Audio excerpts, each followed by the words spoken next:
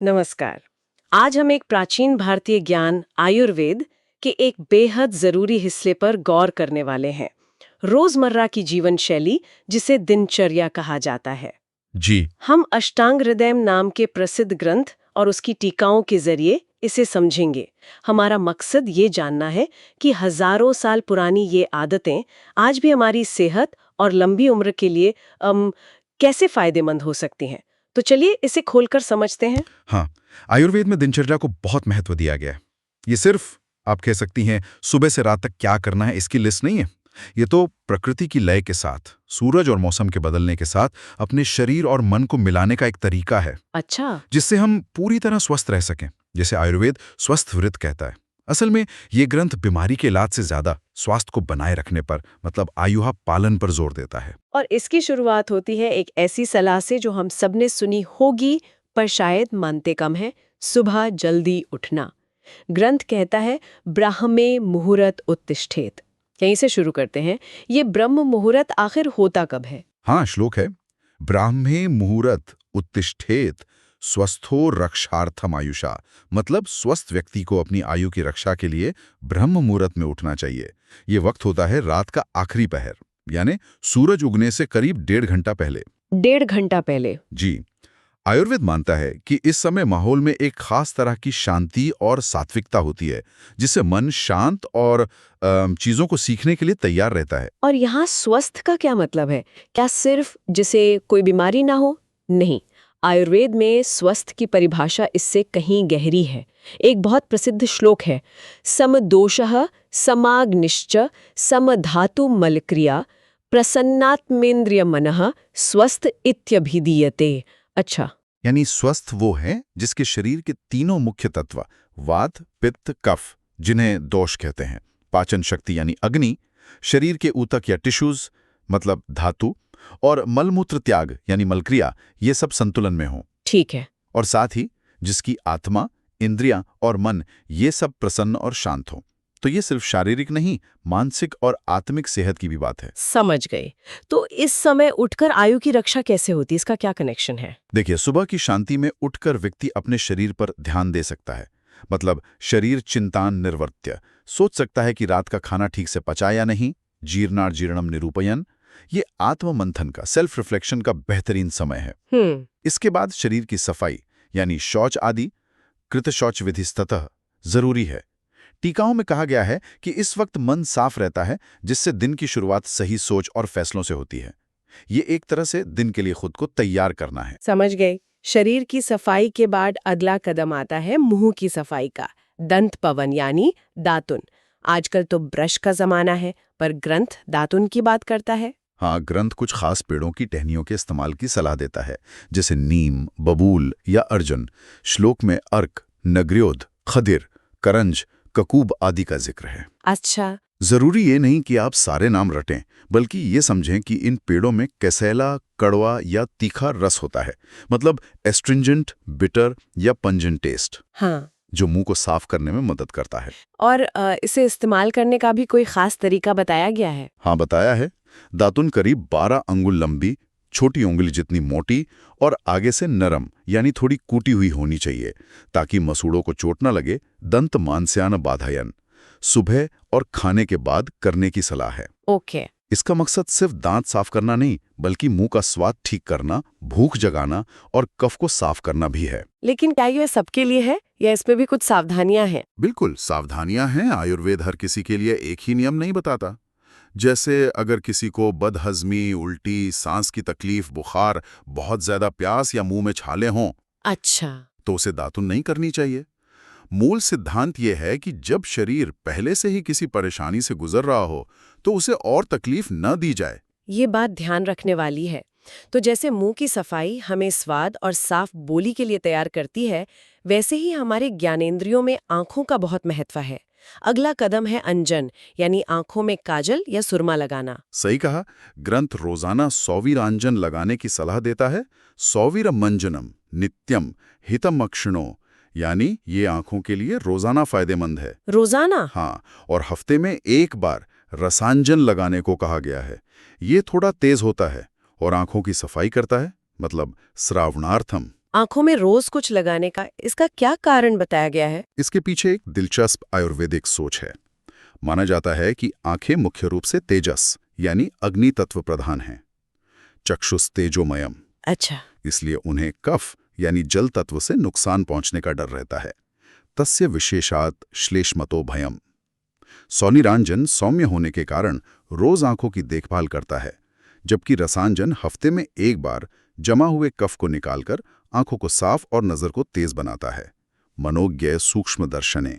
ये एक बिल्कुल अलग नजरिया है आंखों की देखभाल का। अच्छा, अंजन के बाद नावन, गंडूश, धूम और तांबुल का भी जिक्र है। ये क्या है संक्षेप में? हाँ, ये चारों प्रक्रियाएं भी मुख्य रूप से सिर, गले और हमारी इंद्रियों को साफ और मजबूत करने के लिए हैं। नावन या नस्य में नाक में अणु तेल जैसी औषधि डाली जाती है। ओके। गंडूश यानी ऑयल पुलिंग या औषधीय काढ़े से कुल्ला करना। धूम का मतलब है औषधीय धुएं को नाक या मुंह से लेना। ध्यान रहे, ये तंबाकू वाला धूम्रपान नहीं है। हाँ, ये जरूरी है। और तांबुल मतलब पान, जिसमें लौंग, इलायची, कपूर जैसी चीजें हों, जो मुंह साफ रखता है और पाचन में भी मदद करता है। तो ये सभी प्रक्रियाएं एक तरह से शरीर के ऊपरी हिस्से की शुद्धि के लिए हैं। हाँ बिल्कुल, ये सेंसरी ऑर्गन्स और अपर रेस्पिरेटरी ट्रैक्ट को स्वस्थ रखने के तरीके हैं। लेकिन यहाँ भी सावधानी जरूरी है। जैसे तांबुल मतलब पान उन लोगों को नहीं खाना चाहिए जिन्हें खून बहने की समस्या हो या शरीर में बहुत रूखापन हो। ठीक है। इन शुद्धिकरण प्रक्रियाओं के बाद शरीर को पोषण देने और उसकी देखभाल की बात आती है। और यहाँ अभ्यंग यानी पेल मालिश का बहुत जिक्र है। अभ्यंगमाचरेण नित्यम, इसे रोज करने को कहा गया है। हाँ, अभ्यंग को आयुर्वेद में बुढ़ापे को टालने वाला, जराहर, थकान मिटाने वाला, श्रमाहर और खासकर वात दोष को शांत करने वाला वाताहर बताया गया है। वात दोष को? अच्छा जी। इसके और भी कई फायदे हैं। ये नज़र सुधारता है, शरीर को मजबूती देता है, अच्छी नींद लाने में मदद करता है और त्वचा को नर्म और चमकदार बनाता है। क्या शरीर के किसी खास हिस्से पर मालिश करने पर ज्यादा जोर है? हाँ, ग्रंथ कहता है कि सिर, कान और पैरों पर रोज तेल जरूर लगाना चाहिए। शिरः श्रवण पादेषु तम विशेषेण शीलयत। पैरों पर भी रोज? हाँ, रोज। इसके पीछे का तर्क ये है कि वात दोष जो शरीर में रूखापन, दर्द और अस्थिरता लाता है, उसका मुख्य स्थान त्वचा है। स्पर्शनम च त्वगाश्रितम। तेल मालिश सीधे त्वचा के जरिए इस वात को शांत करती है, जिससे हमारा नर्वस सिस्टम शांत होता है, मन स्थिर होता है। ये सिर्फ त्वचा की बाहरी देखभाल नहीं है, बल्कि शरीर और मन को संतुलित करने का एक गहरा उपाय है। ये तो बहुत दिलचस्प है कि मालिश का असर नर्वस सिस्टम और मन तक बताया गया है। क्या कोई ऐसा भी है जिसे अभ्यंग नहीं करना चाहिए? हाँ, जैसे अगर किसी को बहुत ज्यादा कफ जमा हो या बदहजमी हो, मतलब इंडाइजेशन हो, या फिर उसने हाल ही में कोई पंचकर्म जैसी शोधन प्रक्रिया करवाई हो, तो अभ्यंग से बचना चाहिए। सिद्धांत वही है, शरीर की अवस्था देखकर ही कोई क्रिया करनी चाहिए। सही बात है। मालिश के बाद आता है व्यायाम। इसके क्या फायदे हैं और ये कितना करना चाहिए? व्यायाम से शरीर हल्का होता है, लाघवम, काम करने की शक्ति बढ़ती है, कर्म सामर्थ्यम, पाचन सुधरता है, मतलब दीप्तो अग्नि, चर्बी कम होती है, मेदसाक्षयः, और शरीर सुडौल बनता है, विभक्त घनगात्रित्वम। ठीक है। लेकिन सबसे जरूरी बात है कितना करें। आयुर्वेद कहता है अर्धशक्त्यानि शेव्यस्तु, यानी अपनी आधी ताकत तक ही व्यायाम करना चाहिए। आधी ताकत? इसका अंदाजा कैसे लगेगा? इसका एक बहुत प्रैक्टिकल तरीका बताया गया है। जब व्यायाम करते हुए आपकी सांस तेजी से चलने लगे और मुंह से सांस लेनी पड़े। हाँ। श्लोक कहता है हृदय स्थान स्थितो वायुर यदा वक्रम प्रपद्यते।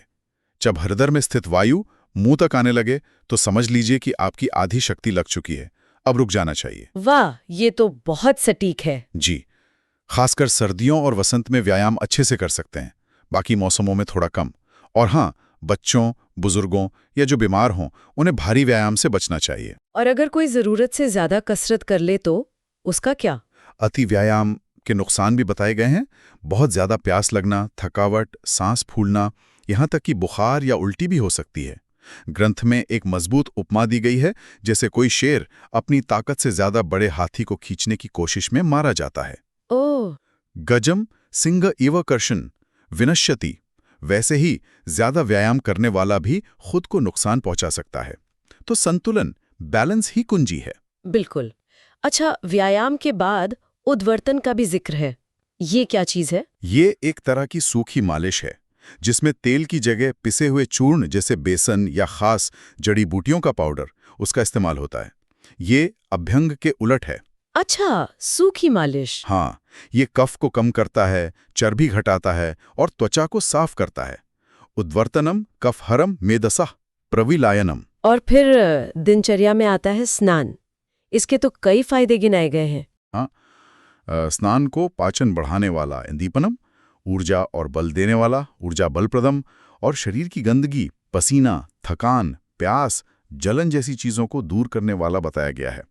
कंडूमल श्रमस्वेद तंद्रा त्रुड्ढाह पापमजित। पानी के तापमान को लेकर भी कोई खास सलाह है? बिल्कुल, कहा गया है कि गर्दन से नीचे गर्म पानी से नहाना बल देता है। उष्णाम्बुना अधः कायस्य परिषेको बलावह। लेकिन सिर पर गर्म पानी डालना बालों और आंखों के लिए नुकसानदायक है। तेनेव तुत्तमांगस्य बलहृत केश चक्षुषाम। अच्छा, ये ध्यान रखना होगा। जी, इसलिए सिर पर हमेशा ठंडे या गुनगुने पानी से ही नहाना चाहिए। और यहाँ भी कुछ स्थितियां हैं जब स्नान नहीं करना चाहिए, जैसे चेहरे का लकवा, कान या आंख के रोग, दस्त या खाना खाने के तुरंत बाद। तो ये सब शारीरिक क्रियाओं के बाद खानपान और सामान्य आचरण के नियमों की बात आती है। सही। पहला नियम है जीर्णे हितम मितम चाद्यात, यानी जब पिछला खाना पच जाए तभी खाएं, और जो खाएं वो शरीर के लिए फायदेमंद हो, मतलब हितकर और सही मात्रा में हो, मित। ठीक है। दूसरा, शरीर के जो प्राकृतिक वेग हैं जैसे छींक, जम्हाई, मलमूत्र, उन्हें जबरदस्ती रोकना नहीं चाहिए। न वेघानी रेद बलात्, और न ही उन्हें अनदेखा करना चाहिए जब वो आएं। इन शारीरिक नियमों के पीछे क्या कोई गहरा उद्देश्य भी है? मतलब सिर्फ फिजिकल हेल्थ? नहीं, उससे गहरा है। ग्रंथ कहता है कि हम जो भी करते हैं उसका अंतिम लक्ष्य सुख पाना है। सुखार्था सर्वभूतानाम मतः सर्वः प्रवृत्तया। हाँ, ये तो है। लेकिन सच्चा और टिकाऊ सुख धर्म यानी सही आचरण के बिना नहीं मिल सकता। सुखम च न विना धर्मात्। इसलिए व्यक्ति को धर्म के रास्ते पर चलना चाहिए। तस्मात् धर्मपरो भवेत्। अच्छा, यहीं से सद्वृत्त यानी अच्छे आचरण की बात शुरू होती है, जो सिर्फ नैतिक नियम नहीं बल्कि स्वास्थ्य का एक अहम हिस्सा है। तो सद्वृत्त या अच्छा आचरण स्वास्थ्य से कैसे जुड़ा है? इसके मुख्य सिद्धांत क्या हैं? देखिए, सद्वृत्त असल में मानसिक और सामाजिक स्वास्थ्य बनाए रखने का तरीका है, और ये सीधे सीधे शारीरिक स्वास्थ्य पर असर डालता है। याद है, स्वस्थ की परिभाषा कर्मों से बचने को कहा गया है। शारीरिक जैसे हिंसा, चोरी, वाचिक मतलब वाणी से जुड़े जैसे झूठ बोलना, कठोर बोलना, चुगली करना, और मानसिक जैसे दूसरों का बुरा सोचना, लालच करना। फिर है दया और सेवा, जरूरतमंदों की मदद करना, छोटे से छोटे जीव को भी अपने समान समझना। आत्मवत सतम पश्येद अपि कीट अपीलिकम। ये बहुत सुंदर है। हाँ, और बड़ों, गुरुओं, अतिथियों का सम्मान करना। एक और जरूरी बात है मन का संतुलन। सुख और दुख, सफलता और असफलता में एक जैसा भाव रखना। संपद विपस्वे कमना। ये मुश्किल है पर जरूरी है। बिल्कुल। दूसरों की तरक्की से जलने की बजाय उनके प्रयास से प्रेरणा लेना। फिर वाणी का संयम, सोच समझकर सही समय पर सच मीठा और जरूरी हो उतना ही बोलना। काले हितम मितम ब्रूयाद विसंवादी पेशलम। और सामाजिक तालमेल भी जरूरी है। अच्छे लोगों की संगति करना, आंख बंद करके किसी पर भरोसा ना करना, और ना ही बेवजह शक करना। अपनी निजी बातों या नाराजगी का ढिंडोरा ना पीटना। हाँ, ये सब मानसिक शांति के लिए जरूरी लगता है। बिल्कुल। और इंद्रियों पर नियंत्रण, न तो उन्हें बहुत कष्ट देना, न ही उन्हें ज्यादा लाड़ करना। जीवन के लक्ष्यों यानी धर्म, अर्थ, काम में संतुलन बनाकर काम करना, और हर काम में बीच का रास्ता अपनाना। मध्यमाम प्रतिपदम, मध्यम मार्ग। जी। टीकाओं में सद्वृत्त का सार इन शब्दों में बताया गया है। आर्द्र संतानता, त्यागः, काय वाक् चेतसाम दमः, स्वार्थ बुद्धि परार्थेषु पर्याप्तम इति सद्व्रतम, यानी करुणा, दान, शरीर, वाणी, मन पर नियंत्रण और दूसरों के हित में अपना हित देखना, यही सद्वृत्त है। वाह, मतलब अपना स्वास्थ्य, समाज और नैतिकता से जुड़ा हुआ है। हाँ, आयुर्वेद इसी होलिस्टिक अप्रोच की बात करता है। ये वाकई में स्वास्थ्य का एक बहुत व्यापक दृष्टिकोण है। सद्वृत्त के बाद व्यक्तिगत साफ सफाई और सुरक्षा पर भी कुछ बातें हैं।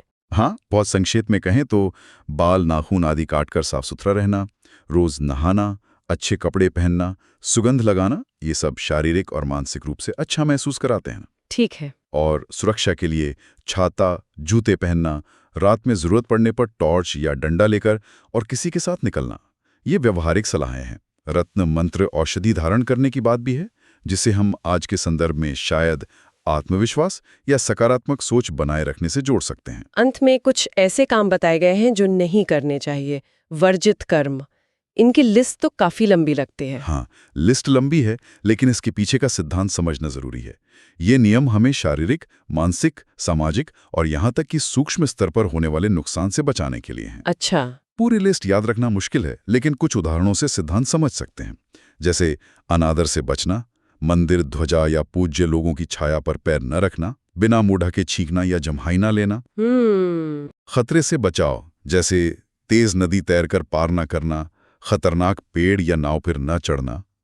अति से बचना, शरीर, वाणी या मन से क्षमता से ज्यादा काम ना लेना। हाँ। अशुभ या नकारात्मक प्रभाव से बचना, जैसे रात में पेड़ के नीचे न सोना, शमशान या सूने घर में न जाना, शाम के समय भोजन, नींद या अध्ययन न करना, और अनैतिक व्यवहार से बचना, जैसे शराब बेचना या पीना, दुष्ट लोगों की संगति करना।